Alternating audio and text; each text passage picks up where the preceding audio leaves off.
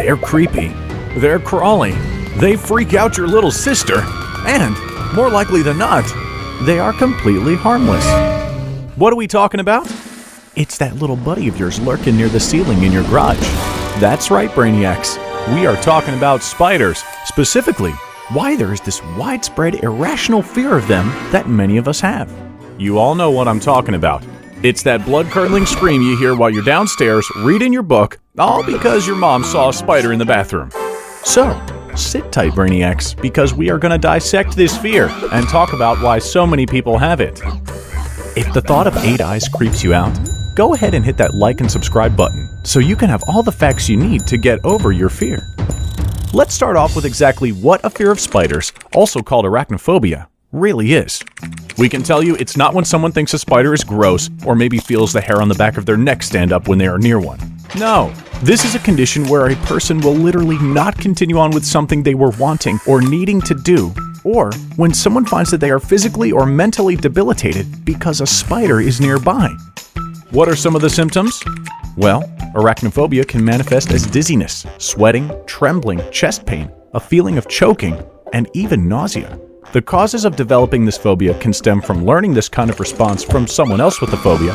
For example, watching your mom run out of the house screaming her head off because she saw a spider in the bathroom, or even coming from a culture that shares a fear of spiders.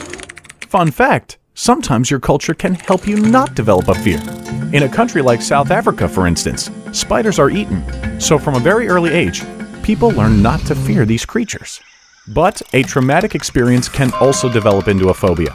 That nasty spider bite you got on a camping trip when you were 7 can turn into full-fledged arachnophobia when you are older. But maybe now you are saying, Brainiac, this doesn't sound like my situation at all, and I still have a fear of spiders. What gives? Well, maybe you still get the jitters because it has been proven that we humans have an innate fear response to these little guys. A study in Germany watched a group of 6-month-old babies while they were sitting on their parents' laps and showed them pictures on a screen, pictures like flowers or fish. Then, in a separate experiment, the pictures were changed to spiders and snakes. The scientists kept a close eye on the infants' pupils to see if they showed a physical sign of the innate fear response we all have. And guess what? Those pictures of spiders did make the baby's pupils grow by quite a large amount, which meant that without even knowing what a spider was or what it could possibly do to them, they showed signs of fear. From an evolutionary standpoint, humans are wired to know that these are potentially dangerous creatures and that we should stay away. So, being scared of spiders is normal. But, is the fear irrational? Believe it or not, the answer is yes. Only about 200 out of 40,000 spiders actually pose a threat. And in a year, in the United States, only about 6 people die from spider bites. To put that in perspective, 67 people die a year from bee stings. Guess more legs doesn't mean more deadly. Now we know what we are dealing with. So, let's talk about how to deal with this fear that is not only common, but something we are programmed with. Firstly, watch videos like this. Yeah, that's right. Learn all you can about spiders. Read, watch, and absorb all you can. Knowledge is always power when it comes to a phobia. Second, remember some simple facts about spiders that will put their danger in perspective. Facts like even the infamous black widow and the brown recluse will only bite out of self-defense. They aren't out to get you. In many cases, they are more scared of you than you are of them. And finally, discuss your fear of spiders with your family or even a medical professional. There is therapy available for dealing with this condition, which can include meditation, relaxation techniques, and even exposure therapy.